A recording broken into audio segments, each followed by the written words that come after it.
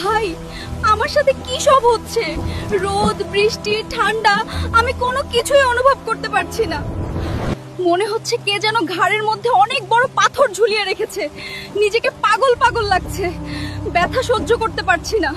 না না আপু, তুই নিজেকে ভুল ভাবছিস। তুই এসব কথা বলিস না। শোন, আমি ব্রেনের ডাক্তারের সাথে কথা বলেছি, ডাক্তারবাবুকে তোর ওখানে পাঠাচ্ছি, তোকে চেক করবে। ভাই, তুইও আমার কাছে ব্রেনের ডাক্তার পাঠাতে চাস? তার মানে কি তুইও ভেবে নিয়েছিস যে আমি পাগল হয়ে গেছি? আরে না না, আমি কখন বললাম তুই পাগল হয়েছিস?